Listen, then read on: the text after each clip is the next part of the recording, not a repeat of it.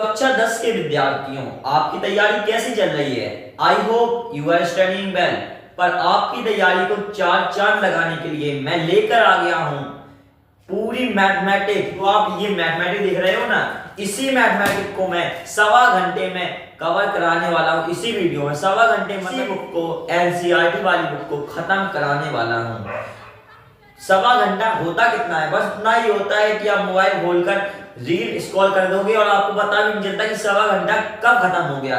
पर आप अपना 1.25 घंटा मुझे दीजिए, 1 घंटा 15 मिनट मुझे दीजिए, मैं आपको क्या दूंगा?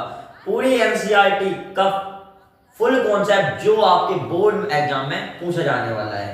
तो चलिए फ्रेंड, अगर आपको बिलीव नहीं होता है तो देख लीजिए इस वीडियो को। स्टार्ट करते हैं हम यूनिट फर्स्ट से। Unit first friend, number system. इसमें चैप्टर नंबर फर्स्ट है रियल नंबर। सबसे पहले आता है रियल नंबर। तो रियल नंबर में फ्रेंड अपने कानों को खोल लीजिए। आपके एग्जाम में क्लास 10 बोर्ड के एग्जाम में ये वाला क्वेश्चन आपको मिलने वाला है, प्रूफ्स ऑफ इरेशनल। अगर अभी आपको विश्वास नहीं हो रहा है तो जो सीबीएसई ने जो पीडीएफ रिलीज की है देख लीजिए, उसमें भी बताया गया है कि प्रूफ्स ऑफ इरेशनल आना है एग्जाम में। तो पढ़ लीजिए फ्रेंड, कितने मार्क्स में आता है ये एग्जाम? हर साल हर वर्ष ये एग्जाम 3 मार्क्स का आता है ये वाला क्वेश्चन। 3 मार्क्स का आता है। 3 मार्क्स आपके पक्की कर लीजिए, सीख लीजिए इसको। तो prove that √3 is irrational number. वैसे आपको पता है कि √3 एक इरेशनल नंबर है, पर आपको करना है प्रूव, साबित करना है, ये दिखाना है। आपको तो पता है, पर जो कॉपी चेकर होता है, एग्जामिनर होता है, आपको एग्जामिनर को दिखाना है कि ये √3 है क्या नहीं है। इसको कैसे दिखाओगे? हमें प्रूव करना है कि ये इरेशनल नंबर है √3। कैसे करेंगे प्रूव?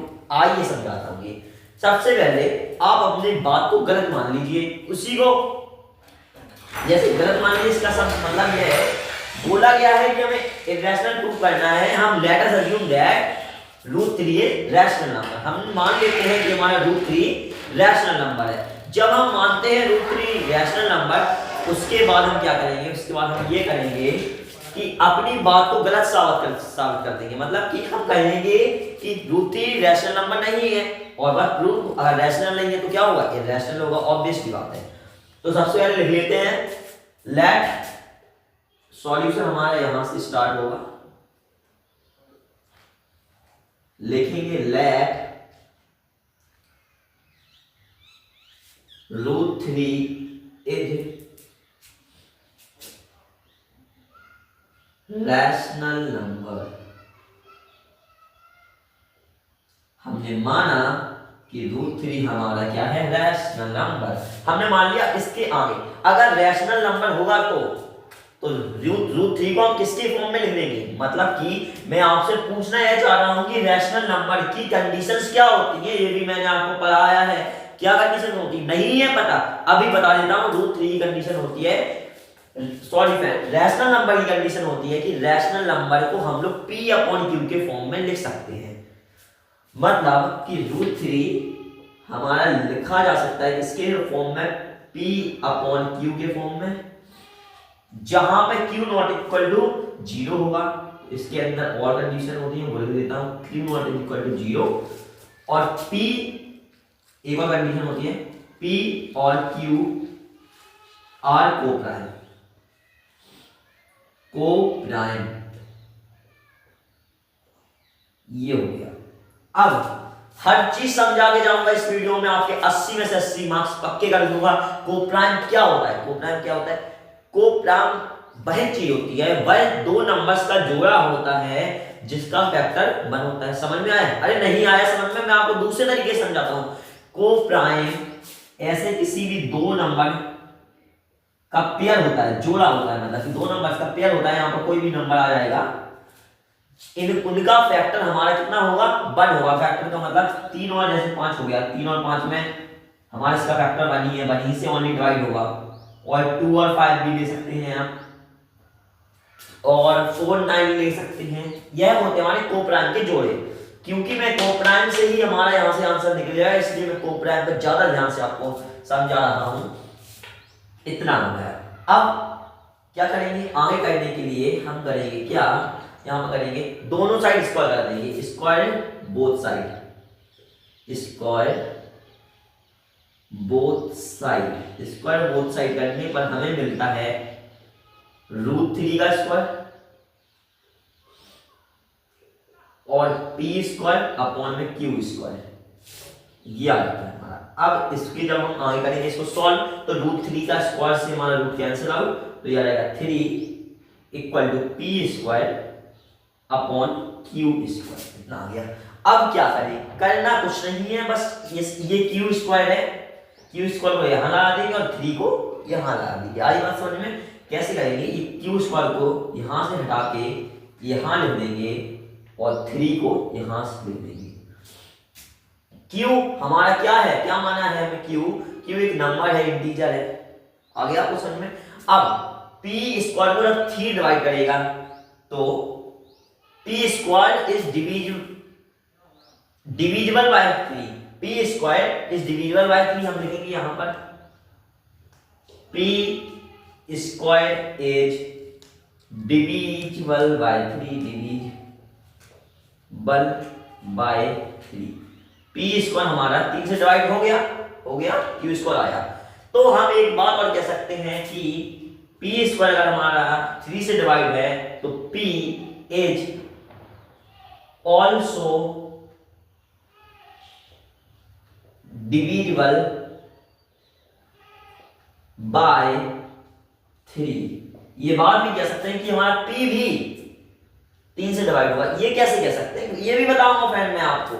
जैसे हमारा कोई भी नंबर मान लेते हैं पी स्क्वायर, 3 से 3 डिवाइड है, अगर हम 3 का स्क्वायर करेंगे तो वो भी तो 3 से ही डिवाइड होगा। 4 से 2 डिवाइड है,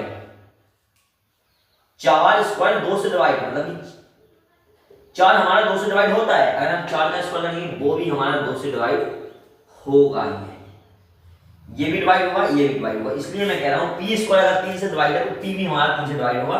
बस इतना हो गया। अब क्या करना है, कुछ नहीं, कॉपी पेस्ट करना है। कॉपी पेस्ट का मतलब क्या होता है, कॉपी पेस्ट का मतलब होता है जो हमें यहां दिख रहा है उसी को यहां पर उतारना है। ऐसा मत करना है एग्जाम में नंबर काट लेंगे आपका एग्जामिनर, पर करेंगे क्या, अब मैं आपको यहां पर बता दूंगा। अब आपको यहां क्या करना है, करना ये है कि अब मानना है फिर से, जैसे हमने यहाँ पर माना था लेट √3 इज रैशनल नंबर, फिर से हम यहाँ पर मानेंगे लेट। आप एक बात सोच रहे होंगे कि इतना बड़ा फॉर्मेट क्या करेंगे, कैसे करेंगे एग्जाम में। दोस्तों बस यही फॉर्मेट हो रहा है, इसी को याद कर लीजिए, बस आपके 3 मार्क्स पक्के हो जाएंगे। अब लेट मान लेते हैं कि हम क्या मानते हैं कि P इक्वल टू, ये P है हमारा, P इक्वल टू, P भी हमारा 3 का मल्टीप्लाई में होगा 3m। Late P equal to 3m मान लेते हैं, मानने में क्या जाता है, P इक्वल टू 3m हो गया। तो अब हम इस वाले इक्वेशन में फिर से पुट कर देंगे, क्या करेंगे, P के जगह पर 3m लिख देंगे, पुट कर देंगे। तो ये हमारा हो गया √3, P के जगह पर क्या होगा पुट, हमारा 3m अपॉन q, ये हमारा आएगा। अब आगे चलते कॉपी पेस्ट, मतलब कि आगे चलके स्क्वायरिंग बोथ साइड, फिर से स्क्वायरिंग बोथ साइड करेंगे, स्क्वायरिंग बोथ साइड, ये हो गया।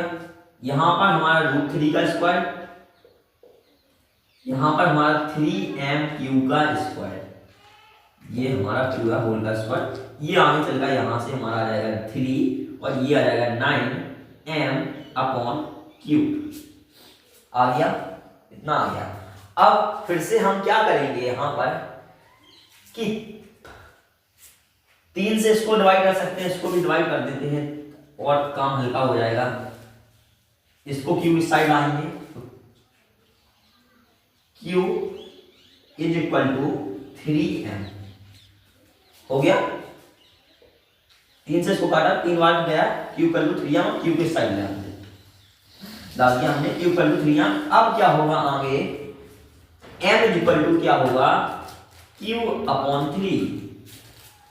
अब देखने वाली बात है, गौर करने वाली बात है कि हमारा q है जो q, यहां पर आप पूछ रहे होंगे q स्क्वायर मैंने क्यों लगाया, q स्क्वायर लगा देता हूं स्क्वायर से, q स्क्वायर भी हमारा 3 से डिवाइड है और p स्क्वायर भी 3 से डिवाइड है।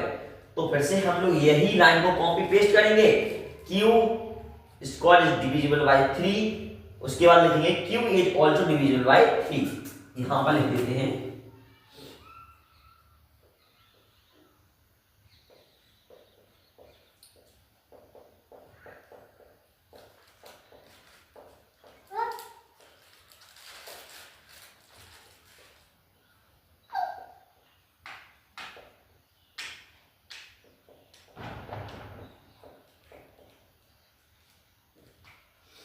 लिख दिया।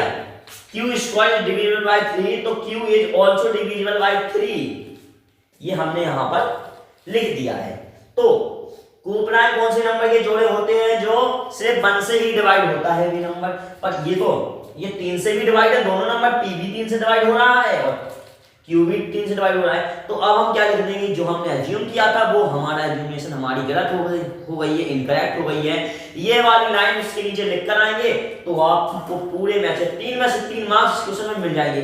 तो देखते हैं फ्रेंड अब हम ना अगला चैप्टर, नेक्स्ट चैप्टर है हमारा पॉलिनोमियल। ये आता है हमारा यूनिट नंबर 2 में अलजेब्रा में। अब पॉलिनोमियल में सीबीएसई की तरफ से हमें बताया गया है कि हमें दो टॉपिक्स को पढ़ना है, एक जीरोस ऑफ पॉलिनोमियल और relation between zeros and coefficients of a polynomial, इनके बारे में पढ़ना है। सबसे पहले पढ़ेंगे हम लोग zeros of polynomial. Zeros of polynomial का मतलब सबसे पहले हम कोई भी एक पॉलिनोमियल यहां पर ले लेते हैं। हमने लेट थिंक यहां पर ले लिया px पॉलिनोमियल, x पर इसकी वैल्यू डिपेंड होती है x प्लस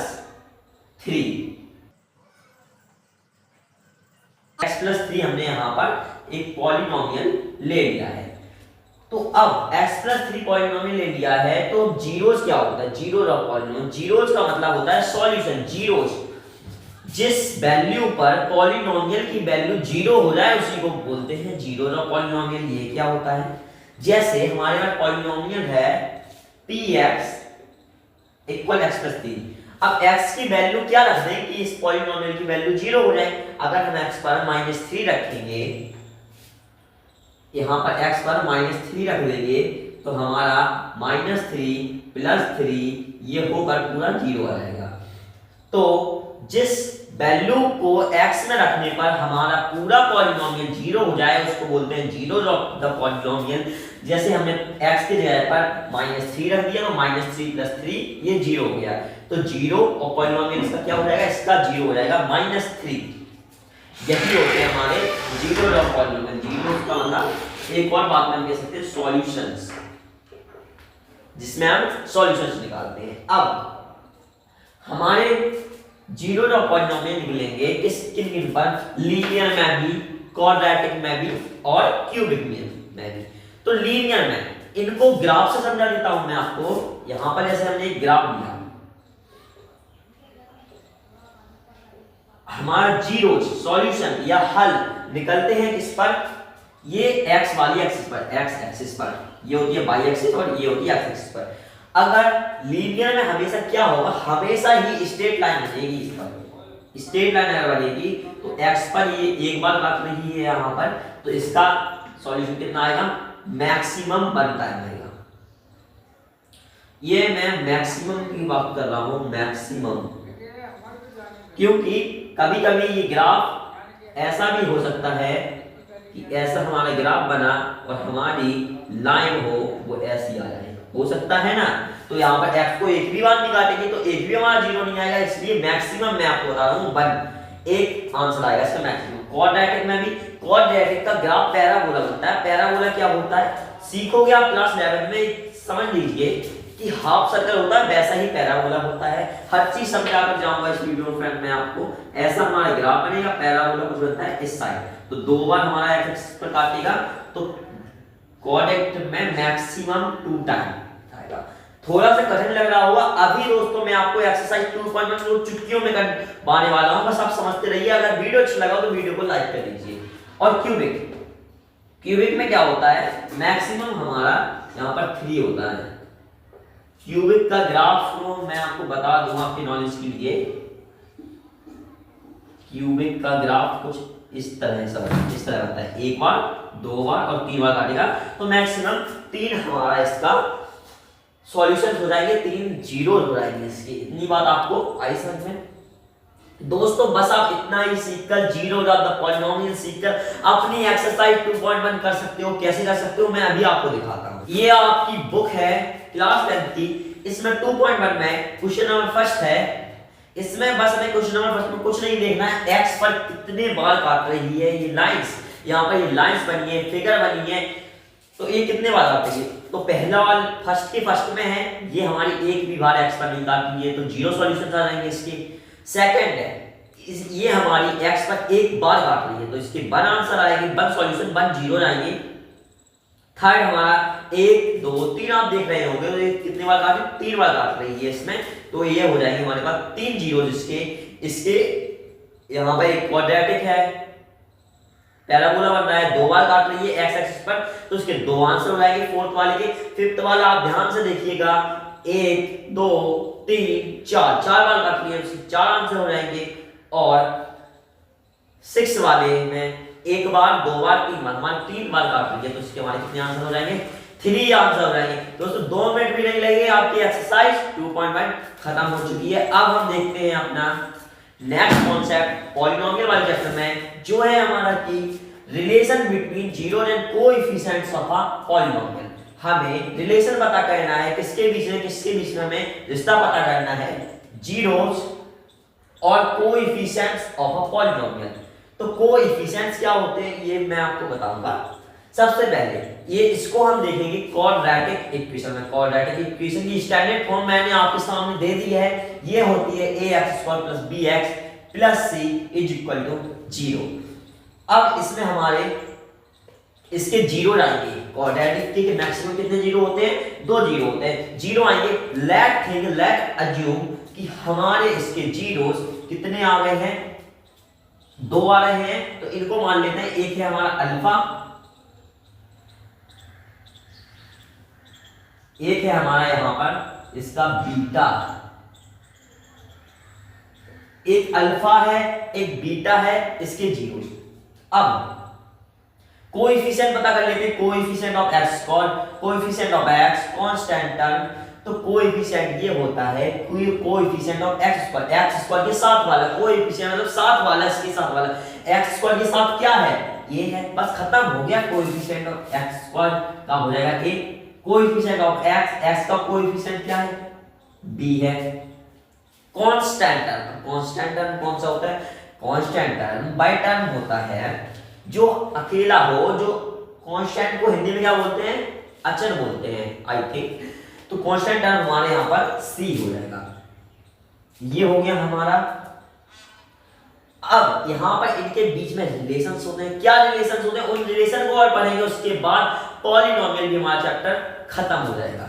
अब relation between zero and coefficient of polynomial, coefficient a b c ये हैं जीरोस हमारे अल्फा बीटा है, इनके बीच में रिलेशन क्या होता है, रिश्ता क्या होता है वो भी समझा देता हूं, 1 मिनट लगेगा बस।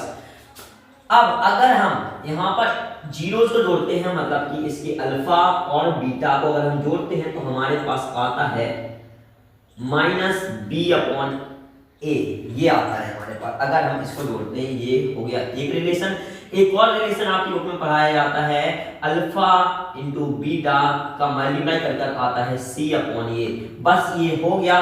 3 चीजें और हैं, वो आप अपनी बुक से देख सकते हो, मैंने पीडीएफ यहाँ पर लगा दी है, इन फॉर्मूलों को भी याद कर लीजिए। बस यहीं से क्वेश्चन भी आपके खत्म हो जाएंगे। अब हमारा यूनिट सेकंड में अलजेब्रा में चैप्टर सेकंड पॉलिनोमियल खत्म हो चुका है। 2 चैप्टर हमने खत्म कर लिए। अगर फ्रेंड अभी तक का वीडियो आपको अच्छा लग रहा हो, वीडियो को लाइक कर दीजिए दोस्तों, ये बहुत बड़ा वीडियो है, इसको बनाने में बहुत मेहनत लगी है, इसलिए एक लाइक को आप जरूर कर दीजिए। अब हम देखते हैं अपना चैप्टर नंबर 3। नेक्स्ट चैप्टर है हमारा चैप्टर नंबर, ये फ्रेंड सेकंड नहीं है, चैप्टर नंबर आ गया है अब हमारा 3। ये चैप्टर का नाम है linear equation in two variables, sorry friend, linear equation in 2 variables पर ये हमारा पूरा चैप्टर है। पूरे चैप्टर का सार इस टेबल से मिलने वाला है, पूरा चैप्टर का सार इस टेबल से मिलने वाला है आपको। इस टेबल को ध्यान से समझ लीजिए दोस्तों, मैं आपके लिए पूरा की कॉन्सेप्ट लाया हूं दोस्तों। वीडियो को लाइक जरूर कर दीजिए, अपने दोस्तों को शेयर कीजिए कि पूरी मैथ की बुक इन 1 शॉट मैं कवर करा रहा हूं, तो इस वीडियो को शेयर कर दीजिए फ्रेंड्स। अब पेयर ऑफ लाइंस, यहां पर हमें 2 लाइंस की इक्वेशन दी गई है, इसमें भी 2 लाइंस की इक्वेशन दी गई है, इसमें भी 2 लाइंस की इक्वेशन दी गई है। अब हम इन लाइंस के ग्राफिकल रिप्रेजेंटेशन देखेंगे, अलजेब्रिक रिप्रेजेंटेशन देखेंगे और रेशियो देखेंगे। चलिए देखते हैं। तो सबसे पहले a1/a2, a1/a2। तो अब हम देखते हैं, यहां पर a1 होता है x के साथ वाला, तो ये हो जाएगा हमारा 1, और a2 होता है हमारा नीचे वाली लाइन है उसके साथ वाला, तो ये हो जाएगा 3। अब देखेंगे नेक्स्ट 2/4 हो जाएगा, ये 2/4 यहां पर ये हो जाएगा 1/2, 1/2 एक x के साथ वाला 1 और इसमें x के साथ वाला 2, a1/a2 ये हो गया। अब 2/4 कर देंगे यहाँ पर नीचे 2/4 और यहाँ पर 3/6 और यहाँ पर हो जाएगा 2/4। अब ऊपर देखेंगे हम लोग यहाँ पर C1/C2 C1/C2, तो हमारा C1 तो यहाँ पर कुछ नहीं दिखाई दे रहा है, मतलब कि 0 है, और C2 हमारा -20 है, तो 20 यहाँ पर -20 है, -20 कर देते हैं। ये हमारा -9 है यहाँ पर, और ये हमारा यहाँ पर -18 है, इतना हो गया। ये हमारा यहाँ पर कितना है, -4 है, और ये हमारा यहाँ पर कितना है, -12 है। इतना हमारा ये हो चुका है। अब इनके रेशियो देखते हैं, रेशियो को मतलब a1/a2 = b1/b2 = c1/c2 है क्या नहीं है, क्या कंडीशन इसमें फॉलो हो रही है वो देखते हैं। अब रेशियो को देखेंगे हम यहाँ से, तो a1/a2 = b1/b2 के है क्या नहीं है ये देखेंगे। सबसे पहले 1/3 इसको जब हम करेंगे यहाँ से तो ये आ जाएगा 2/2 और यहाँ से आ जाएगा 2/4 था, 2/2 और 2/4, तो ये आ गया। अब हम यहाँ पर क्या देख रहे हैं, ना ही हमारा a1/a2 = b1/b2 के, ना ही b1/b2 = c1/c2 के, तो हम लोग यहाँ पर लिख देंगे a1/a2 not equal to b1/b2 not equal to c1/c2। ये हमारा यहाँ पर हो गया है रेशियो में। अब इसका देखेंगे, इसका क्या आएगा, 2/4 यहाँ पर 2/2 और 2/4, 3/3, 3/6, माइनस से माइनस कैंसिल, 9/9, 9/18, तो 1/2 मतलब कि पूरा इक्वल हो गया हमारा। तो हमारा क्या करेंगे, a1/a2 = b1/b2 = c1/c2, ये हो गया हमारा। अब 2/2 2/4 माइनस साइन से कैंसिल, 4/4 4 3 12, तो a1/a2 = b1/b2 के, पर b1/b2 इक्वल नहीं है c1/c2 के, तो इसी को लिख लेंगे हम ग्राफ रेशियोज में a1/a2 = b1/b2 पर यहाँ पर नॉट इक्वल टू है c1/c2 के, ये हमारा हो गया। अब ग्राफ ही कर लेते हैं रिप्रेजेंटेशन। जब हमारा, आप सुन लीजिए, कानों को खोल लीजिए बस, जब a1/a2 नॉट इक्वल b1/b2 और नॉट इक्वल c1/c2 होता है, तो ये हमारी कैसी लाइंस बनती है, इंटरसेक्टिंग लाइंस बनती है। इंटरसेक्टिंग लाइंस का मतलब एक पॉइंट पर इंटरसेक्ट करती है, इंटरसेक्टिंग लाइन। इसमें हमारा वन सॉल्यूशन आता है, लाइंस हो जाएगा। अगर a1/a2 = b1/b2 = c1/c2 हो जाता है, तो ये हमारी कौन सी लाइंस होती हैं, यहाँ पर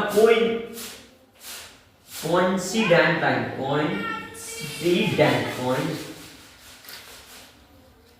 कोइंसिडेंट लाइंस, ये हमारी लाइंस होती है कोइंसिडेंट लाइन। कोइंसिडेंट लाइन वो लाइंस होती हैं जो एक दूसरे पर पड़ी होती हैं, ये वाली लाइन और ये वाली लाइन ऊपर। तो इसके हमारे सॉल्यूशन कितने आते हैं, इसके हमारे सॉल्यूशन हमेशा आते हैं इनफिनाइट, इसके हमारे सॉल्यूशन इनफिनाइट आते हैं, अलजेब्रिक रिप्रेजेंटेशन में इनफिनाइट।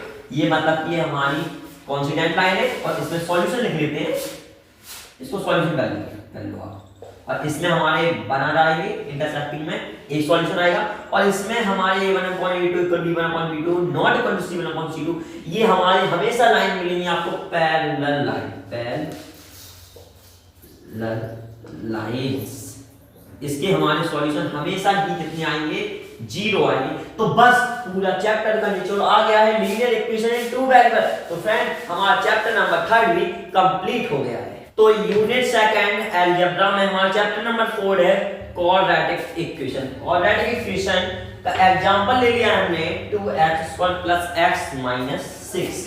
तो 2x² plus x minus 6 is equal to 0। इसको सॉल्व करने के लिए इसके जीरो या इसके रूट्स निकालने के लिए हमें कैसे करेंगे सॉल्व, मैं अपने तरीके से मैं आपको बता देता हूँ इसको सॉल्व करने के लिए। उसके बाद हम स्टैंडर्ड तरीका सीखेंगे। उसके बाद स्टैंडर्ड तरीके के अंदर जो हमने फॉर्मूला यूज किया है उस पर बात करेंगे। तो 2x² प्लस x माइनस 6, तो सबसे पहले बाहर वालों की मल्टीप्लाई, मतलब कि बाहर ये 2 बैठा है और यहाँ पर बाहर ये 6 बैठा है, इनके ही मल्टीप्लाई। तो 2 × 6 ये आ जाता है हमारा 12। अब हमें करना ये होता है, क्या करना होता है कि हमें ऐसे दो टर्म पता करने होते हैं कि उनकी मल्टीप्लिकेशन तो हमारा 12 ही आए, वो दो टर्म्स की मल्टीप्लिकेशन तो 12 ही आए, पर जोड़ने या घटाने पर बीच वाला टर्म है, बीच वाला टर्म मतलब x के साथ वाला कौन होता है 1, जोड़ने या घटाने पर 1 है, ऐसे में टर्म सोचने हैं। तो इसके लिए हम करते क्या है, सबसे सही इसका तरीका मैं आपको बता दे रहा हूं, 12 का एलसीएम ले लीजिए। एलसीएम इस तरीके से, मतलब फैक्टर्स 12 के पता कर लीजिए। 2 6 12, 2 3 6 और 3 1 3, बस अब आपको पता चल गया। 2 3 2 6 में से 2 गया, 4 बचता है, नहीं आया भाई। 2 2 4 में से 3 गया, कितना बचता है 1, तो आ गया ना 4 में 3, तो 4 3 या 12 होता है। और 4 में से जब हम लोग 3 को माइनस करते हैं तो हमारा यहाँ पर बचता है 1, ये आ गया हमारा 1। तो दो टर्म आ गए 4 और 3। अब इसको हम लोग यहाँ से करेंगे solve. 2x² as it is जैसा का तैसा लिख देंगे। उसके बाद x को अब दो टर्म में लिखेंगे, ये दोनों टर्म, तो ये आ जाएगा, पहला आ जाएगा 4x और उसमें से माइनस 3x करेंगे तो हमारा यहाँ पर x ही आएगा। 4x में से 3x को घटाने पर आएगा क्या x ही, और माइनस 6 हमारा एज इट इज चल रहा है इक्वल टू 0। आगे चलकर ये आ गया। अब इन दोनों में हम कॉमन लेंगे, उसके बाद इन दोनों में कॉमन लेंगे। कॉमन लेने के लिए करेंगे ये यहाँ से इसमें 2x कॉमन है तो यहाँ पर x प्लस 2 आ जाएगा, और यहाँ पर 3 कॉमन है तो x प्लस 2 आ जाएगा इक्वल 0। अब अगर आपने ये टर्म सही लिए हैं और अभी तक की आपकी कैलकुलेशन सही है तो उसको चेक करने के लिए आप यहाँ पर अगर x प्लस 2 इक्वल आ रहे हैं ये दोनों, तो आप समझ लेना कि आपकी ये कैलकुलेशन बिल्कुल सही चल रही है अभी तक। तो बस x प्लस 2 को बस हम इस x प्लस 2 को एक बार लिख लेंगे, x प्लस 2 2x माइनस 3, इस 2x में से माइनस 3 कर देंगे ब्रैकेट के अंदर, 2x minus 3 equal to 0। Format same है, बिल्कुल इसी फॉर्मेट से आपको करना है। और ये हमारा यहाँ पर आ गया। अब इन दोनों को अलग अलग कर देना, यहीं से इसको अलग और इसको अलग, मतलब कि x plus 2 is equal to 0 कर देना और 2x minus 3 is equal to 0 इसको भी अलग कर देना। इनको अब आप सॉल्व कर सकते हो, यहाँ से x is equal to minus 2 आ जाएगा और यहाँ पर 2x is equal two plus 3 और x इज इक्वल टू 3/2, ये भी हमारा आ गया और ये भी हमारा यहाँ पर आ गया। ये दोनों हमारे हो गए। ऐसे आपको करना है, हर एक क्वाड्रेटिक इक्वेशन में ऐसा ही होगा, पर कभी कभी क्वाड्रेटिक इक्वेशन ऐसे भी आ जाती है, जैसे यहाँ पर लिख दे, यहाँ पर ऐसे, कहाँ बता दूं मैं आपको, यहीं पर बता देता हूँ, 2x² plus x minus 12/6 is equal to 0, ऐसे क्वाड्रेटिक। तो आप कैसे करोगे, तो अपॉन में आ गए। आप ये भी कर सकते हो, यहाँ पर सॉरी 2 आएगा 2, तभी ये क्वाड्रेटिक इक्वेशन की 2 6 12 तो यही बन गई। पर अगर इससे डिवाइड नहीं होगा तो आप यहाँ पर एलसीएम लेकर जो आएगा उसको 0 में मल्टीप्लाई कर देना, ऐसे कर सकते हो।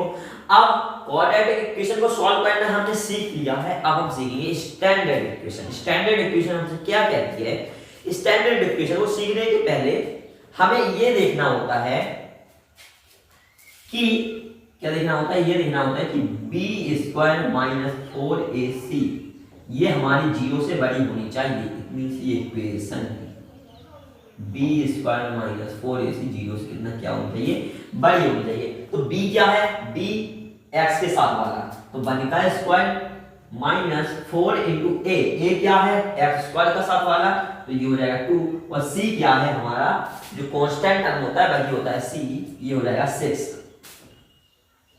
तो 1 माइनस 6 टू 12, 6 टू 12 हो गया, और यहाँ पर -6 है, ये और देखेंगे, ये -6 पूरा लिखेंगे, 6 टू 12 और 12 पूरा 48, और ये 48 आ गया और माइनस माइनस प्लस हो गया, तो 1 + 48 ये हो गया 49। तो ये 0 से बड़ा है। इसमें आपको चेक करना होता है कि ये 0 से बड़ा है क्या नहीं। अगर ये 0 से छोटा है तो इसके डिस्टिंक्ट रूट नहीं आएंगे, इसके रूट्स नहीं निकल के आएंगे, डिस्टिंक्ट और रियल रूट, मतलब इसकी वास्तविक संख्या में रूट्स नहीं आएंगे, वो कॉम्प्लेक्स नंबर में रूट्स आएंगे। कॉम्प्लेक्स नंबर वाला टर्म क्लास 11 में वहां पर जाकर आप पूरा विस्तार से एक्सप्लेन करके मैं ही आपको सिखाऊंगा। 40 अब 0 से बड़ा है 49। तो अब फॉर्मूला सीख लीजिए। फॉर्मूला का सबसे पहले या थ्योरम या लेमा कुछ भी मान सकते हो, फॉर्मूला क्या कर देते हैं। उस फॉर्मूला का नाम है श्रीधराचार्य फॉर्मूला। जो धराचार्य जी थे, श्रीधराचार्य जी थे, उन्होंने इस फॉर्मूला का डिस्कवरी की थी, श्रीधराचार्य फॉर्मूला, इसलिए उसका नाम रखा गया। ये फॉर्मूला हमसे कहता है कि अगर हमें रूट्स निकालने हैं, x मान लेते हैं कि x इसका रूट्स है, तो ये formula -b plus minus root के अंदर b² minus 4ac upon 2a ये होता है। इसको एक बार प्लस के साथ सॉल्व करना है, एक बार माइनस के साथ सॉल्व करके एक बार प्लस वाला टर्म आएगा, एक बार माइनस वाला टर्म, यहाँ पर एक बार ये वाला टर्म आएगा और एक यहाँ पर ये टर्म आएगा। ये दोनों टर्म आपके क्या हो जाएंगे, यहाँ पर x की वैल्यू जाएगी, इसमें x में -2 आएगा, एक में 3/2 आएगा। बस a b c कहां से आएंगे, a x² के साथ वाला, b x के साथ वाला, c कांस्टेंट टर्म में वही होता है c। अब एक और चीज रह गई है इस चैप्टर में, कॉन्सेप्ट में, क्वाड्रेटिक इक्वेशन में। वो चीज बहुत ही जरूरी है आपको सीखना, तो उस चीज को समझ लेते हैं हम। वो चीज है हमारी, कभी कभी ये b² माइनस 4ac हमारा 0 के इक्वल होगा, कभी कभी b² माइनस 4ac ये हमारा 0 से बड़ा होगा, और कभी कभी b² माइनस 4ac हमारा छोटा होगा 0 से। तो इनके सॉल्यूशन देख लीजिए, ये बहुत इंपॉर्टेंट है। अगर ये 0 के इक्वल आ गया तो इसके रियल रूट तो आएंगे, एक ये रूट आएगा, एक रूट आएगा, पर ये दोनों रूट हमारे कैसे रहेंगे, सेम रहेंगे, दोनों रूट्स हमारे सेम रहेंगे। इसमें हमारे डिस्टिंक्ट अलग अलग रियल रूट्स आएंगे, दो अलग अलग रूट, जैसे हमारे इसमें आए थे अलग अलग रूट्स। इसमें अगर इक्वल आया तो सेम रूट्स आएंगे, और b² माइनस 4ac इसमें हमारा कोई भी रियल रूट नहीं आएगा। कौन से वाले में, क्वाड्रेटिक इक्वेशन वाले में हमारा b² माइनस 4ac का 0 से छोटा है। ये फ्रेंड्स हो गया सॉल्व हमारे यूनिट सेकंड अलजेब्रा का चैप्टर नंबर 4, क्वाड्रेटिक इक्वेशन भी हमने पढ़ लिया है। अब हम सीखते हैं अपना नेक्स्ट चैप्टर। तो अब हमारा यूनिट सेकंड का जो है हमारा अलजेब्रा लास्ट चैप्टर है, चैप्टर नंबर 5, जो कि है हमारे पास अरिथमेटिक प्रोग्रेशन। अरिथमेटिक प्रोग्रेशन इस चैप्टर का नाम है। शॉर्ट फॉर्म में इस चैप्टर को हम लोग एपी भी बोल देते हैं, अरिथमेटिक प्रोग्रेशन। तो अभी तक आपने अरिथमेटिक पढ़ा नहीं है, प्रोग्रेशन क्या होता है, सब कुछ मैं आपको बताने वाला हूं। सबसे पहले एक अरिथमेटिक प्रोग्रेशन मैं आपके सामने यहां पर लिख देता हूं, जैसे 7 9 11 13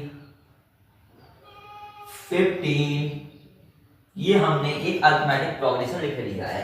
अरिथमेटिक प्रोग्रेशन को हिंदी में हम लोग कहते हैं समांतर श्रेणी। तो इसका फुल वीडियो तो आपको मिल जाएगा, पर अभी मैं बहुत कम समय में आपकी पूरी बुक कंप्लीट करा रहा हूं, तो मैं आपको ऐसे तरीके से पढ़ाऊंगा कि आपको एग्जाम में आप ऐसे क्वेश्चन को बड़े ही आसानी से करके आओ। मेन टॉपिक जो कॉन्सेप्ट है, की कॉन्सेप्ट चैप्टर का, वो मैं आपको पढ़ाता जा रहा हूँ। जैसे 7 9 11 13 15 ये हमारे पास एक अरिथमेटिक प्रोग्रेशन है, इसको हम लोग यहाँ पर कॉमा डाल के लिख देते हैं। तो अरिथमेटिक प्रोग्रेशन को जो उसका पहला टर्म होता है, पहला पद होता है, उसको बोलते हैं हम लोग ए, उसको बोलते हैं ए। वैसे एक बात आपको कैसे पता चलेगा कि ये एक अरिथमेटिक प्रोग्रेशन है, अगर ए और इसके अगले वाले टर्म को बोलते हैं A1 जैसे हमने इसको बोल दिया तो इसके अगले वाले टर्म को A2 बोलते हैं, इसके अगले वाले टर्म को A3 बोलते हैं, इसके अगले वाले टर्म को A4 बोलते हैं और इसके अगले वाले टर्म को A5 बोलते हैं। कैसे पता चलेगा कि ये क्या है हमारे पास, क्या है ये है हमारे पास अरिथमेटिक प्रोग्रेशन। कैसे पता चलेगा? अगर हमारे पास A जो हमारे पद है A1 A2 में से A1 को घटाया, अगर हमारे पास वो D आया कॉमन डिफरेंस, तो A3 में से A2 को भी घटाने पर हमारे पास D ही आना चाहिए। इसका मतलब कि किसी भी टर्म के अगले वाले टर्म में से उस टर्म को घटाने पर कितना आना चाहिए। इस ये टर्म है हमारे पास यहाँ पर A2 में से A1 को घटाया हमारे पास आया D, A3 में से A2 को घटाया कितना आया D। तो किसी अगले टर्म के उसके पिछले टर्म में को घटाने पर हमारे पास D कॉमन डिफरेंस बराबर आना चाहिए, वही होता है हमारे पास अरिथमेटिक प्रोग्रेशन। तो ये हमारे पास बराबर आने चाहिए। जैसे 7 में से 9 को गया ये भी 2, 9 11 ये भी 2, 13 में से 11 गया ये भी 2 और 15 में से 13 गया ये भी 2। ये सबके कॉमन डिफरेंस 2 आ रहे हैं, तो ये अरिथमेटिक प्रोग्रेशन है। जैसे यही अरिथमेटिक प्रोग्रेशन है 7 9 11 13 15। और अब मैंने आपसे बोल दिया A का हमें निकालना है कौन सा पद, A का निकालना है हमें 51वां पद। कौन सा? A51। तो A51 हमने बोलते इसको निकाल लो, तो आपको कैसे पता चलेगा A51 यहाँ पर क्या होगा। A51 51वां पद यहाँ पर इसका क्या होगा, ये कैसे पता चलेगा? तो इसको पता चलने के लिए एक मैथमेटिशियन थे, उन्होंने एक फॉर्मूला किया, डिस्कवरी की, फॉर्मूला को बनाया। उस फॉर्मूला को an कहते हैं, nवां पद 51वां पद है। ऐसे ही nवां पद अगर हमें निकालना है, nth टर्म निकालना है, तो हमें वो फॉर्मूला का यूज करना है a प्लस पहले टर्म में n-1 जो पद निकालना है, जो हमसे टर्म निकालना है 51वां है ये, nवां पद में से एक को माइनस करके d का मल्टीप्लाई कर देते हैं। और यहाँ पर जो d है उसको बोलते हैं d equal to common difference.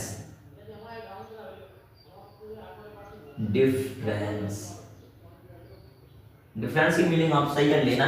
तो कॉमन डिफरेंस ये है a प्लस n-1, उसमें d का मल्टीप्लाई करना है। जैसे हमें निकालना a का 51वां पद, तो a 51 करेंगे यहाँ पर, तो a है हमारे पास में क्या है A1 7 है प्लस n-1 n, कौन सा टर्म निकालना है 51वां टर्म निकालना है, तो 51 minus d minus 1 into d क्या है, d कॉमन डिफरेंस हमारे पास 2 आ रहा है, A2 में से A1 को माइनस करके 2 आ रहा है। तो ये हमारा a का 51वां पद आ गया है 7।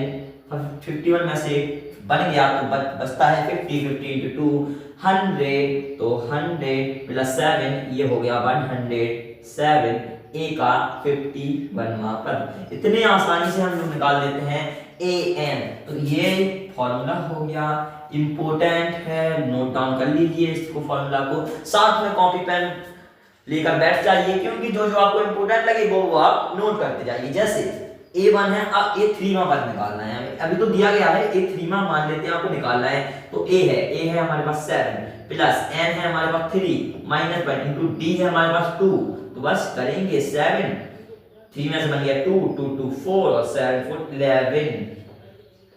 तो A3वां पद हमारा कितना है 11 है, तो A3वां पद 11 है। ऐसे आप कोई भी पद कहीं भी निकाल सकते हो। इतना तो समझ में आ गया अरिथमेटिक प्रोग्रेशन क्या होती है, कोई ऐसी श्रेणी, कोई ऐसी प्रोग्रेशन, कोई ऐसी समांतर श्रेणी जिसके अगले वाले पद में से, अगले वाले टर्म में से पिछले वाले टर्म को माइनस करने पर कॉमन डिफरेंस हमेशा ही सेम आए, उसको बोलते हैं अरिथमेटिक प्रोग्रेशन। तो अरिथमेटिक प्रोग्रेशन हमारे पास ये हो गई है। इसका फॉर्मूला, कोई भी टर्म, कोई भी पद, कोई भी nth टर्म निकालने के लिए हम लोग एक फॉर्मूला का यूज यहाँ पर कर देंगे। वो फॉर्मूला होता है an। n का मतलब है nth term, a plus n-1 into d, ये हो गया a plus n-1 into d, और d यहाँ पर डिनोट करता है कॉमन डिफरेंस को। और n हमारा डिनोट करता है nth टर्म, nवां पद। तो ये हो गया हमारे पास n माइनस डी, और a n equal to a plus n minus one into D. ये हो गया हमारा nth टर्म का फॉर्मूला। अब इस चैप्टर में एक और इंपॉर्टेंट चीज है, sum of nth term. Sum of nth term का मतलब है जो हमने जहां तक में पद निकाल लिए हैं उनका जोड़ क्या होता है। जैसे मैंने बोल दिया a से a4 है, a4 तक का हमें निकालना है सम, जोड़। तो आप क्या करोगे, काउंट डाउन करोगे। क्या काउंट डाउन करोगे कि 13 और 11 को जोड़ोगे। 13 और 11 आपके पास हो जाएगा कितना, 24। और 24 में अब 9 को जोड़ोगे, 24 में 9 को जोड़ेंगे तो ये कितना आ जाता है, 24 प्लस 9 ये हो जाता है 33। और 33 में 7 को जोड़ोगे, 33 प्लस 7 ये हो जाता है हमारे पास 40। तो हमने यहाँ पर निकाल दिया a4 इक्वल टू 40। अगर मैंने आपसे बोल दिया अभी यहाँ पर एक 51वां पद था, अब हमने कहा बोल दिया एक 51वां पद निकाल लिए, तो क्या करोगे, तो भी काउंट डाउन करोगे। 7 9 11 13 15 सबको लिखोगे फिर जोड़ोगे, ये तो बहुत लंबा प्रोसीजर हो जाएगा, कैसे निकाल पाओगे। तो इसके लिए भी एक मैथमेटिशियन थे, उन्होंने इसका फॉर्मूला बना दिया, फॉर्मूला डिस्कवर कर दिया। वो फॉर्मूला भी आप लोग सीख लीजिए। वो फॉर्मूला होता है आपके लिए कुछ नहीं है, हलवा है वो फॉर्मूला। फॉर्मूला हमारा है, यहां पर हम लिख देते हैं सम ऑफ nth टर्म का फॉर्मूला है। सबसे पहले जो फॉर्मूला है इस फॉर्मूला को एज इट इज हम लोग यहां पर लिख देंगे, a plus n minus one into D. ये फॉर्मूला था, वही फॉर्मूला लिख दिया। अब करना क्या है, इसमें एक a को जोड़ देंगे, एक a को जोड़ दिया और इसको ब्रैकेट में बदल करके n/2 यहाँ पर लिख देंगे। तो बस हो गया, यही था SN का फॉर्मूला। चकरा गया इतना बड़ा फॉर्मूला लिखकर n/2 a plus n minus one into D नहीं हो पाया यार। ये फैन है फॉर्मूला, मैंने आपकी गारंटी ली है आपको बहुत कम समय में पूरा क्लास 10th की मैथमेटिक्स को कवर कराने का। तो ये फॉर्मूला की भी जिम्मेदारी मेरी होती है कि मैं इसको याद करा दूं। आपको याद कराने के लिए फॉर्मूला को सबसे पहले क्या कर देते हैं, छोटा कर देते हैं। कैसे, a को जोड़ के कितना हो गया, ये a को जोड़कर हो गया हमारे पास 2a हो गया। एक फॉर्मूला आपका ये हो गया, ये याद नहीं कर पा रहे हैं वो सेकंड फॉर्मूला बता दूंगा SN का ही। तो n/2 यहां लिखकर a प्लस a था और a plus n minus one into D. तो a यहाँ पर जो बाहर इसको हम लोग a प्लस a में लिख रहे हैं। तो a plus n minus one into D एक इसका फॉर्मूला था, a n का फॉर्मूला था। इसका फॉर्मूला तो छोटा है, याद ही हो जाएगा, बस ये हो गया फॉर्मूला। इतना भी फॉर्मूला याद नहीं होगा, इससे भी छोटा कर दूंगा इस फॉर्मूले को। तो इससे भी छोटा इस फॉर्मूले को मैंने यहाँ पर ये कर दिया। a प्लस an क्या था हमारा लास्ट टर्म, तो l आ गया, बस खत्म। ये हमारे फॉर्मूला थे। ये वाला फॉर्मूला याद कर लीजिए, ये वाला फॉर्मूला याद कर लीजिए, ये वाला फॉर्मूला याद कर लीजिए। कोई भी फॉर्मूला कहीं भी आपका यूज हो सकता है। जैसे मैंने बोला a51वां पद निकाल दिया, तो आपको लास्ट टर्म an तो पता ही नहीं है, 51वां पद पता ही नहीं है कौन सा है। तो सबसे पहले आप इसमें रख के 51वां पद निकाल लेंगे। इससे अच्छा ऐसे ही कर सकते हैं। जैसे अभी मैंने बताया है कि a4 का सम, मतलब कि a4 नहीं बोलेंगे, उसको s4 बोलेंगे, सम ऑफ फोर्थ टर्म हो जाएगा 40। इसी को फॉर्मूले से करके देखेंगे। तो s4 निकालना है हमें, क्या निकालना है, फाइंड आउट करना है s4। तो सबसे पहले ये वाला फॉर्मूला याद करेंगे क्योंकि लास्ट टर्म हमें पता है 1 2 3 4, a4 हमारे पास लास्ट टर्म 13 है। तो n है हमारे पास 4/2, a है हमारे पास कितना 7 और प्लस लास्ट टर्म है हमारे पास 13। ये हो गया यहाँ पर होकर, और ये हो गया 2 और 7 30 20 और 20 इंटू 2 ये हो जाएगा 40। ये ही हमारा इस क्वेश्चन का क्या हो जाएगा, आंसर हो जाएगा। सॉरी क्वेश्चन का नहीं, जो एग्जांपल हमने लिया था वही 40 है, यहाँ पर आ गया। 51वां पद आप निकाल कर कमेंट में कमेंट कर देना। SN सम ऑफ n तक भी हमने कवर कर लिया, और an जो लास्ट टर्म होता है nth टर्म होता है वो भी कैसे निकालें उसका फॉर्मूला ये होता है। और इनके ये 3 फॉर्मूले होते हैं। पहला फॉर्मूला ये हो गया, दूसरा फॉर्मूला ये हो गया और तीसरा फॉर्मूला ये हो गया। तो मैं इतना अच्छा छोटू सा लग गया। तीनों फॉर्मूले, तीनों को मिलाकर एक और फॉर्मूला, चौथा फॉर्मूला। 4 फॉर्मूले आपको याद करने हैं। अपनी डायरी, जहां पर आप इंपोर्टेंट नोट लिखते हो, अभी कॉपी पेन बैग पकड़ के तो बैठे ही हो, इसको नोट कर लीजिए फ्रेंड्स। नोट करोगे तो आपको समझ में आएगा, इसका आप रिवीजन भी कर सकते हो। अब हमारा हो चुका है यूनिट सेकंड का अलजेब्रा का चैप्टर नंबर 5 अरिथमेटिक प्रोग्रेशन पूरा खत्म हो चुका है। अब आप कोई भी एनसीईआरटी से सवाल उठाकर देख लीजिए, आपको क्वेश्चन आ जाएगा। इसकी फ्रेंड्स आपको क्या करना है रिवीजन करना है, क्योंकि बिना रिवीजन का आपको कुछ नहीं होगा। और क्वेश्चन प्रैक्टिस तो दोस्तों आपको करनी ही है, क्योंकि मैथ्स अगर आपको अच्छी करनी है तो आपको क्वेश्चन प्रैक्टिस करना होगा। तो चलिए फ्रेंड्स, अब हम देखते हैं अपना कौन सा chapter number 6। Friends chapter number 6 है कोऑर्डिनेट ज्योमेट्री।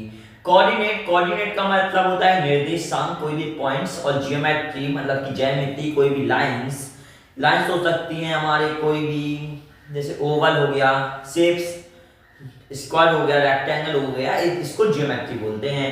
या फिर इसमें कैसी भी लाइन होती है उसको भी हम ज्योमेट्री ही बोलते हैं, इसको हिंदी में ज्यामिति बोलते हैं। अब कोऑर्डिनेट ज्योमेट्री में बेसिकली हमें क्लास 10 में सीखना ये होता है कि सबसे पहले ग्राफ पेपर होता है उस पर जो पॉइंट्स को प्लॉट करना सीखना होता है, कैसे हम लोग पॉइंट्स को प्लॉट करते हैं। तो सबसे पहले हम लोग यहाँ पर ग्राफ ला देते हैं। तो ग्राफ हमारा यहाँ पर आ गया है। तो ग्राफ में बेसिकली होता क्या है, यहाँ पर ग्राफ में लाइंस बनी रहती हैं, छोटे छोटे स्क्वायर होते हैं पूरे में, आप लोग देख सकते हो पूरे ग्राफ में। अब इसी ग्राफ में, जो ग्राफ आपको सामने दिख रहा है, मेरे पीछे ग्राफ दिख रहा है, वही ग्राफ पर सबसे पहले एक लेटी हुई लाइन को ड्रॉ करेंगे। लेटी हुई लाइन को ड्रॉ कर दिया, वो होती हमारी एक्स एक्सिस वाली लाइन। कौन सी एक्सिस वाली लाइन? एक्स एक्सिस वाली लाइन। और एक लाइन हम खड़ी लाइन मतलब वर्टिकली लाइन को ड्रॉ करेंगे, उसको बोलते हैं हम लोग बाई एक्सिस। और सबसे ऊपर वाला वो है वो बाई पॉजिटिव का होता है, जो नीचे वाला है वो नेगेटिव का होता है। ऐसे ही हॉरिजॉन्टल वाली लाइन में मतलब कि एक्स एक्सिस वाली लाइन में जो हमारे पास इस साइड होता है वो होता है पॉजिटिव का, जो इस साइड होता है वो होता है नेगेटिव का। अब इनके हम लोग पॉइंट्स भी बना लेते हैं, मतलब 1 2 3 4 इस पर लिख लेते हैं, वो भी हमने यहाँ पर लिख लिया। इतनी बात आई समझ में। अब हमने यहाँ पर पॉइंट प्लॉट कर दिया 4,2। तो सबसे पहले जो हम पॉइंट लिख रहे हैं, मतलब जो 4,2 हम लोग लिख रहे हैं, जो 4 है वो x वाली एक्सिस से आएगा, x वाली एक्सिस से आएगा, और जो 2 है वो y वाली एक्सिस से आएगा। 4,2 को हमें पॉइंट को प्लॉट करना है। तो सबसे पहले हम लोग देखेंगे x वाली लाइन पर 4 कहाँ है, 4 ये है, और y वाली लाइन पे 2 कहाँ है, इन दोनों की लाइन खींचेंगे और जहां पर वो पॉइंट आएगा वो हो जाएगा 4,2 वाला पॉइंट। और एक हमने पॉइंट खींचा 4,2, दूसरा हमने पॉइंट खींचा 5,5। 4,2 हो गया, 5,5 मतलब कि x एक्सिस से भी 5 तक दूरी और y एक्सिस से भी 5 तक दूरी, ये हो गया 5,5 पॉइंट। अब पॉइंट प्लॉट करना आप लोग सीख गए हो, कैसे ग्राफ में पॉइंट्स को प्लॉट किया जाता है। अब इस चैप्टर में आपको एक और चीज सीखनी है। ये 2 पॉइंट आपको दिख रहे हैं, ये दोनों पॉइंट के बीच की दूरी क्या होगी, मतलब कि डिस्टेंस बीच की क्या होगी। ये पॉइंट्स हैं, इनकी दूरी, इनकी डिस्टेंस निकालने के लिए एक मैथमेटिशियन थे, उन्होंने फॉर्मूला बना दिया, उसका नेम रख दिया डिस्टेंस फॉर्मूला। डिस्टेंस फॉर्मूला क्या होता है, वो होता है रूट के अंदर distance formula is equal to, मतलब कि कोई में पॉइंट निकालना है, ए से एम तक की दूरी निकालनी है, ए और M is equal to root के अंदर हमारा होता है x2 माइनस x1 का whole square minus y2 minus y1 का होल स्क्वायर। अब ये x2 क्या है, x1 क्या है, y2 क्या है, y1 क्या है। एक पॉइंट को मानेंगे हम लोग x1 y1 और दूसरे पॉइंट को मानेंगे एक पॉइंट को मानेंगे x1 y1 और दूसरे पॉइंट को मानेंगे x2 y2। जैसे हमने इस वाले को मान लिया x1 y1 और दूसरे वाले को मान लिया x2 y2। ये हो जाता है हमारा क्या, पॉइंट्स हो जाते हैं। इतना बड़ा फॉर्मूला कैसे आप लोग, कुछ नहीं, हमें पहले x2 में से x1 हटाना है और उसके बाद y2 में से y1 हटाना है, बस हो गया, स्क्वायर करके रूट लगा दिया।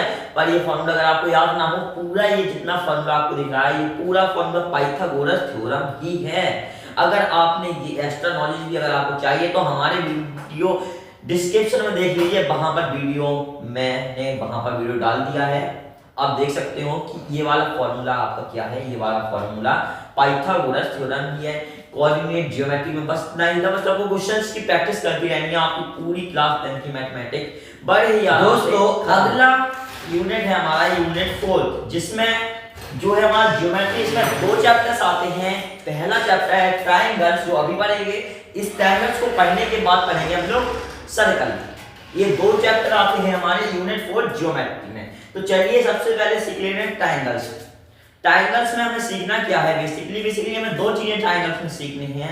एक बीपीटी थ्योरम, जिसको बोलते हैं थेल्स थ्योरम, और एक और चीज सीखनी है, हमें कोई भी 2 ट्रायंगल्स को सिमिलर प्रूफ करना है, तो उसको सिमिलर प्रूफ कैसे करेंगे वो चीज हमें यहाँ पर सीखनी है। तो चलिए सबसे पहले सीखेंगे हम यहाँ पर बीपीटी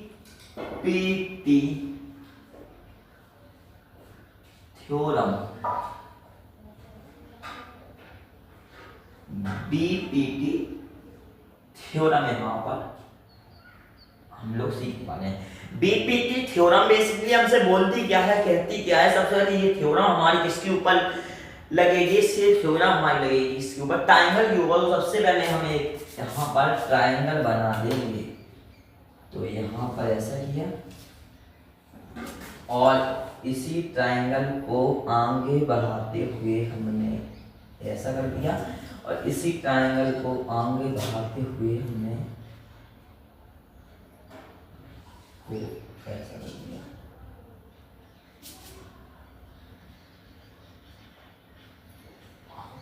और ये हमने एक ट्रायंगल बना दिया। इस ट्रायंगल के नेम्स भी देते हैं ए बी सी। तो ये हो गया ट्रायंगल ए बी सी। कोई भी ट्रायंगल हो, बीपीटी थ्योरम हर एक ट्रायंगल में अप्लाई हो सकती है। कोई भी ट्रायंगल यहाँ पर हो सकता है। बीपीटी थ्योरम बोलती है कोई भी, अगर हम इसमें साइड ले लें, ए बी भी ले सकते हैं, ए सी भी ले सकते हैं, और बी सी भी ले लेते हैं। अभी हम लोग यहाँ पर बी सी ले रहे हैं। अगर बी सी लाइन के पैरेलल एक हमने यहाँ पर लाइन बना दी, मतलब कि बी सी लाइन के पैरेलल एक हमने यहाँ से बी सी लाइन के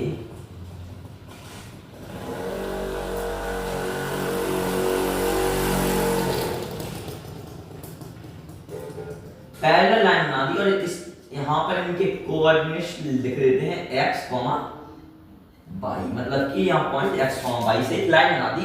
तो बीपीटी थ्योरम बेसिकली कहती है कि ये पॉइंट्स इस लाइन को सेम प्रोपोर्शनल, सेम रेशियो में डिवाइड करेंगे। कैसे? इसका कहना यह होता है कि अगर ax अपॉन xb है, तो ए बाई अपॉन बाई सी होगा। ये सेम रेशियो में लाइंस को फिर डिवाइड करेंगे। ये होती है हमारी बीपीटी थ्योरम। इसका एक एग्जांपल भी ले लेते हैं, क्योंकि एग्जांपल की मदद से हम और ज्यादा सीख सकते हैं। ऐसे एग्जांपल हमने ले लिया। अगर ये लाइन हमारी 6 थी और इस लाइन यहाँ पर 3 हो गई है, तो ये लाइन हमारी यहाँ पर 2 है, तो ये लाइन मतलब x वाली लाइन क्या हो जाएगी हमारी। तो करेंगे क्या, यही ax upon xv, ax upon xv लिख देंगे 3/6, और ay है हमारा 2 और बाई सी है c, x by C x है। तो अब इसी को सॉल्व कर लेंगे। तो 1 मिनट, अब इसका इसमें क्रॉस मल्टीप्लिकेशन कर देंगे, इसका इसमें, तो ये आ जाएगा हमारा 3x और ये आ जाएगा 12,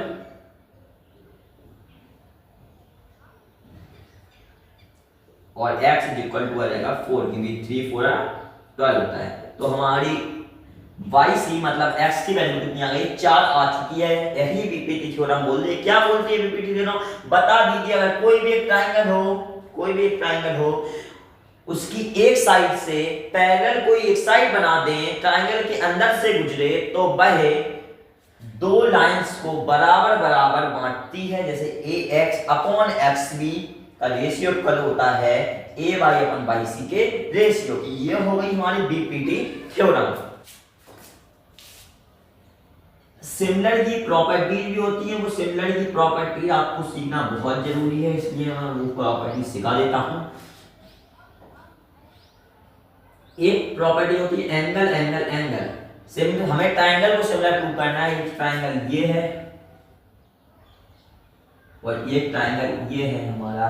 अगर इन ट्राइंगल्स के एंगल हमारे एंगल एंगल एंगल इक्वल आ गए तो ये ट्राइंगल्स हमारे क्या हो जाएंगे, ये ट्राइंगल्स हमारे सिमिलर हो जाएंगे। एक ये प्रॉपर्टी हो गई एंगल एंगल एंगल की, और एक और प्रॉपर्टी होती है हमारी साइड एंगल साइड की। ये अगर साइड एंगल और साइड हमारी इक्वल हो तो हमारे दो ट्राइंगल सिमिलर हो जाएंगे। और एक और प्रॉपर्टी होती है साइड साइड साइड की, अगर तीनों साइड बराबर हो तो हमारे जो ट्राइंगल्स होंगे वो सिमिलर हो जाएंगे। अगर एक और प्रॉपर्टी दी नहीं गई है पर मैं वह बता देता हूं आपको, एक प्रॉपर्टी एक और होती है इसी से ली गई है वो प्रॉपर्टी की, अगर एंगल और एंगल इक्वल है, एंगल और एंगल दो एंगल्स बराबर हैं तो क्या होगा, ये भी सिमिलर होगा, क्योंकि दो एंगल अगर बराबर है तीसरा एंगल हमेशा बराबर ही होता है। एंगल एंगल एंगल मतलब इसका एंगल इसके एंगल इक्वल, इसका एंगल इसके एंगल इक्वल है, इसका एंगल इसके एंगल इक्वल है, ऐसे ही एंगल ऐसे ही साइड साइड साइड, ये वाली साइड इसकी साइड इक्वल होनी चाहिए, ये वाली साइड इस वाली साइड इक्वल होनी चाहिए, और एक एंगल हमारा मान लेते हैं ये वाला इक्वल है। ये ऐसे हम लोग बनाते हैं सिमिलर प्रूफ करने के लिए। ये हमारा यूनिट 4 ज्योमेट्री का ट्राइंगल चैप्टर खत्म हो चुका है। अब हम सीखते हैं अपना नेक्स्ट चैप्टर जो है हमारा सर्कल। अब यूनिट 4 का लास्ट चैप्टर बता है हमारे पास जो है सर्कल, और यूनिट 4 हमारा ज्योमेट्री। अब सर्कल में बेसिकली हमें सबसे पहले टेंजेंट सीखेंगे, फिर दो चीजों का हमें प्रूफ सीखना है, उस प्रूफ को सीखेंगे। अब है सबसे पहले सर्कल में टेंजेंट। तो टेंजेंट क्या होती है, टेंजेंट होती है टेंजेंट वो क्या होती है, इसको हिंदी में बोलते हैं स्पर्श रेखा।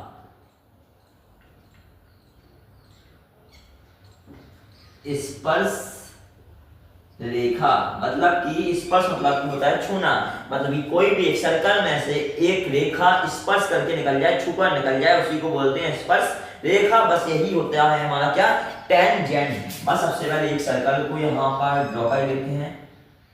ये परफेक्ट सर्कल नहीं बनाया है पर कुछ हद तक सर्कल आप उसको मान सकते हैं। ये हमारा सर्कल बन गया, तो बस इस सर्कल में यहाँ पर एक पॉइंट लेंगे, पॉइंट ले लिया, और एक कोई भी एक रेखा को उससे छूकर निकाल देंगे, मतलब कि स्पर्श रेखा को यहाँ से ये रेखा इस सर्कल को स्पर्श करके निकल गई, मतलब कि छूकर निकल गई, तो ये हो जाती है हमारी स्पर्श रेखा। तो यहाँ पर ये यहाँ से छूकर निकली इस वाले पॉइंट से, तो ये हमारा पॉइंट जहां पर छुआ है पॉइंट होता है, जहां पर इंटरसेक्ट किया है ये होती है, इसी को बोलते हैं, इसी रेखा को बोलते हैं हम लोग स्पर्श रेखा, मतलब कि टेंजेंट। बस यही था टेंजेंट का क्वेश्चन खत्म। मतलब टेंजेंट आपको सीखना था, टेंजेंट होती क्या है, यही थी हमारी टेंजेंट। टेंजेंट खत्म हो चुकी है। अब हमें एक नेक्स्ट चीज दूसरी चीज सीखनी है, वो चीज सीखते हैं, दो चीज का प्रूफ सीखना है। तो टेंजेंट ही में वो चीज का प्रूफ है, ये सर्कल है। अब जो हमारा सर्कल है यहाँ प्रूफ फर्स्ट क्या कहता है कि अगर सर्कल से के पॉइंट से सेंटर पॉइंट से रेडियस यहाँ से निकाल देंगे, ये रेडियस होगा, ये टेंजेंट होगी, तो टेंजेंट और रेडियस को मिलाएंगे, जो पॉइंट से मिलाएंगे तो यहाँ पर हमेशा 90 डिग्री का ही एंगल बनेगा।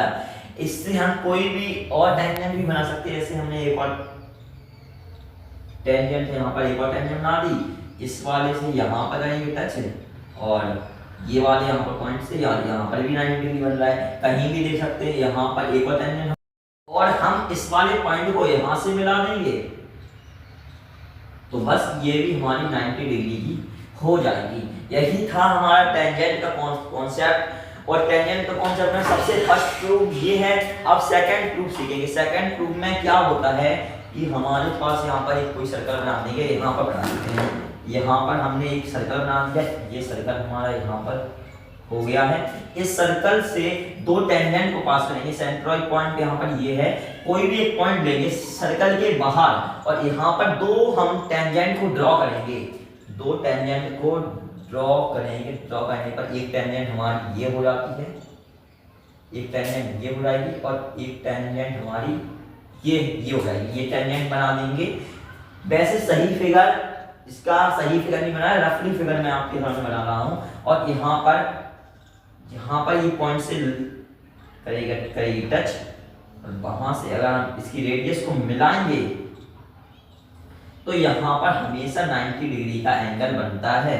ये और इस वाली साइड और इस वाली साइड इक्वल होनी चाहिए, और बस यही था हमारा टेंजेंट का टेंजेंट का थ्योरम। सेकंड का कॉन्सेप्ट, इस ये वाली थ्योरम फर्स्ट की पीडीएफ मैंने यहाँ पर लगा दी है, वो आप पढ़ लेना। सेकंड की पीडीएफ यहाँ पर लगा दी है, वो भी आप पढ़ लेना, तो आपको और ज्यादा आपका कॉन्सेप्ट क्लियर हो जाएगा। अब हम देखते हैं अपना नेक्स्ट यूनिट, मतलब कि नेक्स्ट चैप्टर। अब दोस्तों हमारा आता है यूनिट नंबर 5, जो कि है इसमें है ट्रिग्नोमेट्री। तो ट्रिग्नोमेट्रिक में बेसिकली हमें सीखना ये है angle of elevation, angle of depression of और ट्रिग्नोमेट्रिक टेबल की मतलब कि ट्रिग्नोमेट्रिक टेबल को हमें सीखना है। किसमें सीखना है? ट्रिग्नोमेट्री में सीखना है। तो चलिए, तो ट्रिग्नोमेट्रिक टेबल में हो है क्या, यहाँ पर फंक्शंस दिए गए हैं। ये कुल मिलाकर कितने फंक्शंस हैं? 1 2 3 4 5 6, ये पूरे मिलाकर 6 फंक्शंस हैं। और 6 फंक्शंस की कौन से थीटा मतलब क्या है? कोई भी एंगल, कौन से एंगल पर कितनी वैल्यू होती है, ये हम सीखने वाले हैं। 0 डिग्री पर, 30 डिग्री पर, 45 डिग्री पर, 60 डिग्री पर और 90 डिग्री पर, इन डिग्री पर इनकी वैल्यू क्या होती है, ये हम सीखने वाले हैं। sin theta, cos theta, tan theta, cosec theta, sec theta, tan theta, इनकी सभी वैल्यूज को आपको याद करना पड़ेगा। जैसे sin थीटा इक्वल टू होता है 0 डिग्री, sin थीटा की 0 डिग्री इक्वल टू होती है 0। sin थीटा की 30 डिग्री इक्वल टू होती है 1/2। sin थीटा की 45 डिग्री की वैल्यू क्या होती है? 1/√2। और sin थीटा की 60 डिग्री की वैल्यू होती है √3/2। और sin थीटा की 90 डिग्री की वैल्यू होती है 1। ये होता है हमारे यहाँ पर। अब इन वैल्यू को भी मैं ही आपको याद करा दूंगा। बस 0 है तो 0, sin 0 डिग्री इक्वल टू 0। 0 के बाद 1/2 करना है और 1/2 के जो 2 है उसके ऊपर रूट लगा देना है। 1/2 हो गया 45 डिग्री की वैल्यू यहाँ पर। उसके बाद रूट को ऊपर भेज देना है, बस 2 था हमारा नीचे ही, 2 नीचे ही रहेगा और ऊपर 3 कर देना है, √3/2 और 90 डिग्री लास्ट में 1 लिख देना है। बस यहाँ पर 0 लास्ट में 1 और बीच में 1/2, 1/2 √3/2। बस फिर से एक बार और रिपीट कीजिए, 0 1/2, 1/2 √3/2 और 1। एक बार फिर आप मेरे साथ साथ रिपीट कीजिए, 0 1/2, 1/2 √3/2 और 1। ये थी हमारी sin थीटा, मतलब कि sin की जगह पर कोई भी एंगल आ जाएगा। 0 sin 0 डिग्री आ जाए तो 0 आएगी वैल्यू, sin 30 डिग्री आ जाए तो 1/2 आएगी। अगर sin 45 डिग्री आ जाए तो 1/√2 आएगी। अगर sin 60 डिग्री आया तो √3/2 और sin 90 डिग्री मतलब यहाँ पर 0 और उसके बाद 1 यहाँ पर आ जाएगा। अब sin की वैल्यू यहाँ पर हो गई। अब सीखनी हमें किसकी वैल्यू? cos की वैल्यू। cos की वैल्यू को भी हमें ऐसे ही याद करना पड़ेगा? बिल्कुल नहीं, आपको cos की वैल्यू को ऐसे ही याद नहीं करना पड़ेगा। बस sin की वैल्यू है उनको उल्टा करके लिखते हैं, मतलब कि 1√3/2, 1/2, 1/2 0। बस इसको उल्टे में लिख देंगे तो sin 0 degree equal to 1, sin 30 degree equal to √3/2, उल्टा करके इसको लिख देंगे। बस sin 45 डिग्री ये तो उल्टे करने में 1/√2 ही आएगा। अब ये वाली वैल्यू यहाँ जाएगी 1/2 और ये 0 डिग्री ये चला जाएगा यहाँ पर। बस खत्म हो गया हमारा। cos की वैल्यू ये हो गई। sin की वैल्यू को उल्टा करके लिख देना है, उल्टे मतलब कि यहाँ पर असेंडिंग ऑर्डर मान लीजिए, पीछे डिसेंडिंग ऑर्डर मान लीजिए। तो ये हो गया 1√3/2, 1/2 और 1/2 और 0। ये हो गई हमारी sin की वैल्यू भी और cos की वैल्यू भी। अब सीखनी है हमें tan की वैल्यू। आप जानते होंगे tan theta is equal to क्या होता है? sin theta upon cos theta. तो tan थीटा इक्वल होता है sin theta upon cos theta, मतलब कि sin की वैल्यू को cos की वैल्यू से डिवाइड दे देंगे। डिवाइड देने का मतलब, डिवाइड देने का तात्पर्य यह होता है कि 0/1, 0/1 में किसी भी वैल्यू, किसी भी चीज का हम डिवाइड देंगे तो वो हो जाता है हमारा 0। तो tan थीटा इक्वल टू 0 हो गया अपना।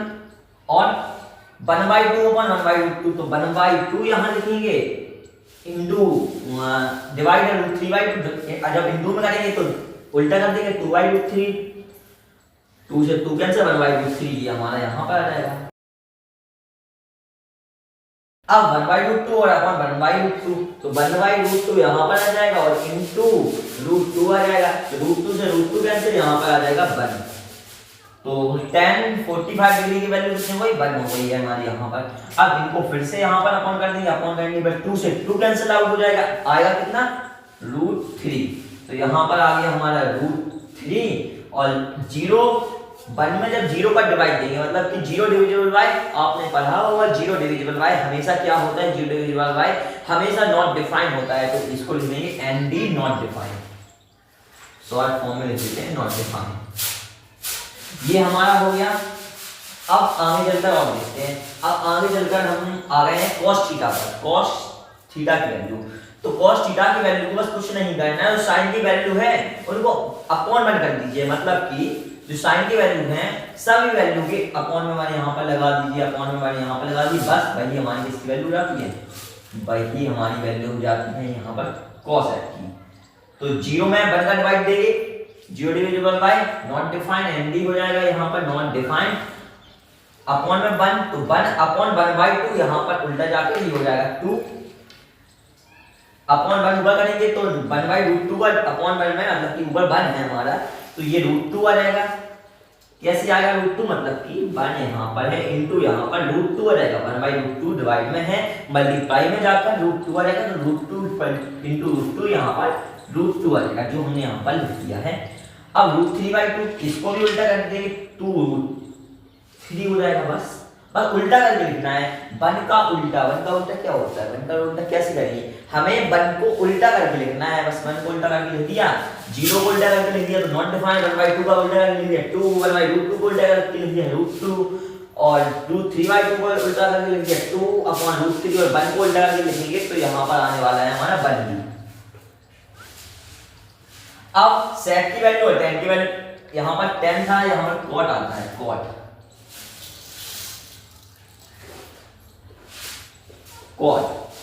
अब sec की वैल्यू से ही cos sec का उल्टा होता है और tan cot का उल्टा होता है। तो cos किसका उल्टा होता है, sec का उल्टा होता है। तो cos में इसको उल्टा करते जाएंगे तो 1 को 1 ही हो जाएगा, इसका उल्टा √3/2 का 2/√3 हो जाएगा उल्टा, और 1/√2 का उल्टा क्या हो जाएगा, √2 हो जाएगा। ऐसे ही करते जाएंगे तो 1/2 का उल्टा क्या हो जाएगा, 2 हो जाएगा, और यहाँ पर 0 का उल्टा क्या होता है, नॉट डिफाइंड, मतलब कि अपरिभाषित, नॉट डिफाइंड एंड यहाँ पर लिख देते हैं। अब cot की बात आती है, जैसे ही साइन, जैसे similarly sine theta cos theta का उल्टा होता है, cos theta sine theta cosec theta का उल्टा होता है, cos थीटा sec थीटा के उल्टा होता है। ऐसे ही सिमुलेटेनियसली tan थीटा हमारा इसके उल्टा होता है, cot थीटा के उल्टा होता है। ऐसे इसके दो तरीके हैं, आप इससे आप इसमें डिवाइड दे दें या इन पूरे में से, मतलब कि जैसे हमने यहाँ से इससे डिवाइड दिया था, या आप इसकी ही वैल्यू को उल्टा करके लिख दें, मैं इसकी ही वैल्यू को उल्टा करके लिख देता हूँ, तो 0/1 एंटी नॉट डिफाइन हो जाएगा ये। और अब यहाँ पर था कितना 1/√3, तो ये आ जाएगा हमारा √3, और आगे चलकर 1 का उल्टा 1 ही होता है, और √3 का उल्टा हमारा क्या होता है 1/√3, 0। तो ट्रिग्नोमेट्रिक टेबल आपको याद हो गई है, एक बार रिपीट कर देते हैं। साइन थीटा की वैल्यू 0, 1/2, 1/√2, 3/2 और 1। अब cos थीटा की वैल्यू निकालनी है, साइन थीटा की वैल्यू को उल्टे क्रम में लिख देंगे, बस 1 यहाँ आ गया, √3/2 यहाँ आ गया, 1/2 यहाँ आ गया, 1/2 यहाँ आ गया, 0 यहाँ आ गया, बस हो गई। अब साइन थीटा अपन cos थीटा करके ये tan थीटा की वैल्यू हो जाएगी खत्म। अब cosec थीटा साइन थीटा की वैल्यूज को उल्टा करके लिख देंगे, मतलब कि अपॉन 1 कर देंगे ऊपर, तो ये हमारी cosec थीटा की आ जाएगी। sec थीटा की में क्या करेंगे, cos थीटा की ऊपर 1 कर देंगे तो हमारी sec थीटा आ जाएगी। cot थीटा के निकालने के लिए 1/tan थीटा कर देंगे तो cot थीटा की भी वैल्यू आ जाएगी। ऐसे आपको पूरी ट्रिग्नोमेट्रिक टेबल याद हो चुकी है। अब हमें सीखना है एंगल ऑफ एलिवेशन और एंगल ऑफ डिप्रेशन, दो चीजें बची हैं अभी। तो सबसे पहले सीखेंगे एंगल ऑफ एलिवेशन। एलिवेशन तो यहाँ पर मान लेते हैं, यहाँ पर कोई ये कुतुब मीनार है, ठीक है, यहाँ पर मान लिया ये कुतुब मीनार है। आप यहाँ पर हो, यहाँ पर आप इस कुतुब मीनार को देख रहे हो, इस कुतुब मीनार को आप यहाँ पर देख रहे हो, तो यहाँ पर इतना कर देते हैं आप, ठीक है। तो आपने यहाँ से अपनी आंखों से, अपनी आंखों की दृष्टि से यहाँ पर इसको देखा कुतुब मीनार के टॉप को, और जो साइड ये बड़ी टॉप को देखने वाली, इसको बोलते हैं लाइन ऑफ साइट। क्या बोलते हैं, लाइन ऑफ साइट। और यहाँ पर सीधी रेखा बोलेंगे, जो बेस हमारा होता है, राइट एंगल ट्रायंगल बन गया। और जो आपके आंखों से देखने वाला कोण बनता है, एंगल बनता है, इसी को बोलते हैं हम लोग, क्या बोलते हैं, एंगल ऑफ एलिवेशन। बस जो नीचे से ऊपर अगर हम कोई भी चीज को देख रहे हैं तो एंगल ऑफ एलिवेशन होता है। अब एंगल ऑफ डिप्रेशन क्या होता है, बस मान लेते हैं कि आप यहाँ पर एक छत है, आप छत पर ऐसे बैठे हो, बैठकर यहाँ पर कोई भी एक गाड़ी जा रही है, तो आप इस गाड़ी को देख रहे हो, तो यहाँ से आप देखोगे इस गाड़ी को, देख लिया। और अब यहाँ पर भी एक एंगल बनेगा ऐसे और ऐसे एंगल बनेगा। तो यहाँ ऊपर से नीचे आप देख रहे हो तो एंगल ऑफ डिप्रेशन हो गया, और नीचे से ऊपर देख रहे हो एंगल ऑफ एलिवेशन। बताइए एंगल ऑफ डिप्रेशन क्या होता है? एंगल ऑफ डिप्रेशन वो होता है जब ऊपर से नीचे देखते हैं। तो बस खत्म हो गया angle of depression. Angle of elevation भी हो गया, डिप्रेशन भी हो गया। ये फ्रेंड ट्रिग्नोमेट्री वाला चैप्टर खत्म हो चुका है। अब हम देखते हैं अपना नेक्स्ट चैप्टर। दोस्तों हमारा लास्ट चैप्टर बचा है प्रोबेबिलिटी। प्रोबेबिलिटी में हमें दो चीजें सीखनी, सबसे पहले कार्ड्स, उसके बाद प्रोबेबिलिटी का फॉर्मूला क्या होता है। सबसे पहले प्रोबेबिलिटी का फॉर्मूला सीख लीजिए आप लोग। ये होता है हमारे जो टोटल